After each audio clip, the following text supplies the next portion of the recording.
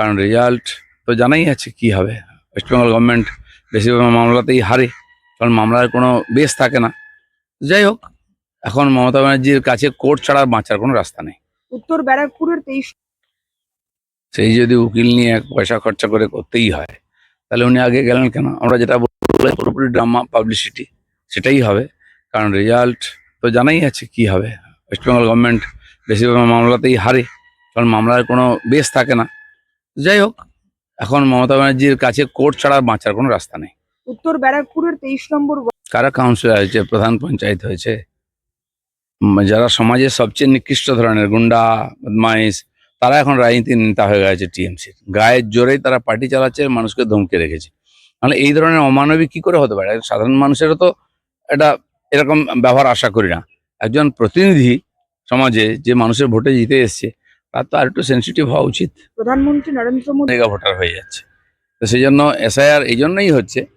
আর যে এই ধরনের ভুয়ো ভোটার যারা অনৈতিকভাবে অবৈধভাবে জনপ্রতিনিধি নির্বাচন করছেন, সেটা বন্ধ হোক।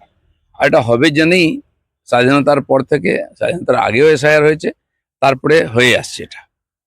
বলছি, নদিয়ায় একটা ঘটনা ঘটেছে, যুব তৃণমূল নেতার কোনো জেলায় যান না, টিএমসির অত্যাচারে সাধারণ মানুষ ভয়ে মুখ বন্ধ করে আছেন। অত্যাচারের সীমা পার হয়ে গেছে। আর এটা টিএমসি পার্টি বা মমতা ব্যানার্জির হাতে নেই যে উনি এটা সামলাবেন, কন্ট্রোল করবেন। পার্টিটা পুরোপুরি অ্যান্টি সোশ্যালদের হাতে চলে গেছে।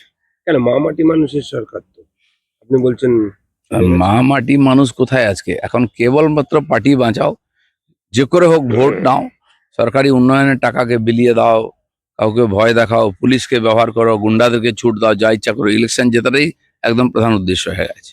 বলছি, স্টেটমেন্ট আছে, কোনটা ঠিক ভুল তো আমরা বাইরে থেকে বুঝতে পারবো না। সময় সবকিছু বলবে। এইসব দাম বাড়ানোর কথাবার্তা বিস্ফোরক অভিযোগ প্রদেশ কংগ্রেসের সভাপতি শুভঙ্কর সরকারের বিরুদ্ধে গেছে। তো যেটা আছে এইভাবেই যাবে, সেটা তাদের পার্টির ব্যাপার। ভেবে দেখা উচিত ব্যাপারটা কি, ভিতরেই সামলানো উচিত। আর যদি এই ধরনের কোনো অবৈধ কাজ হয়ে থাকে, সেটা আইনের ব্যাপার আছে। গতকাল ওখানে কোনো জায়গা পাওয়া যায় না মিটিং করার জন্য, কোনো হল দেয় না কেউ ভয়ে। তো কর্মী সভা ছিল, আমাদের একটা পার্টি অফিস আছে নদীর ধারে, তো তারই সামনে এক্সটেনশন করা হয়েছে খানিকটা, খুঁটি পুঁতে কাদার মধ্যে। তো আমরা যখন উঠে দাঁড়িয়ে ওর সঙ্গে কথা বলছি, কাদার মধ্যে খুঁটিগুলো ঢুকে যায়, একটু নিচু নেমে যায়, সেখানেই আমরা মিটিং করেছি। পরে টিএমসির পরম্পরায় চলে আসছে, আমাদের বহু কর্মীকে গায়েব করা হয়েছে, মারা হয়েছে, খুন করা হয়েছে, এখনো সেই পরম্পরা চলছে। আমার মনে হয় ইলেকশনের আগে একটু ভয়ের পরিবেশ তৈরি করা হচ্ছে, যাতে বিরোধীরা সক্রিয় না হয়, ভোট দিতে না যায় সাধারণ মানুষ, আমাদের কর্মীরা না বেরোন। তো তারই একটা চেষ্টা চলছে। গতকাল পুলিশকে দিয়ে ভোট জেতার চেষ্টা, পুলিশকে দিয়ে সংগঠন বলে টিএমসির কিছু নেই, কিছু সমাজ বিরোধী নিয়ে পার্টি চলছে, পুলিশকে দিয়ে সবকিছু করাচ্ছে। যে পুলিশ সমাজ বিরোধীরা আটকাবার চেষ্টা করা উচিত, সেই তাদের প্রোটেকশন দিচ্ছে, তাদের সঙ্গে নিয়ে গিয়ে আর এই ধরনের কাজ করছে। তো সেই জন্য গণতন্ত্রটা কোথায়, নির্বাচনের পরিবেশ কি হবে, এটা চিন্তার বিষয় আছে।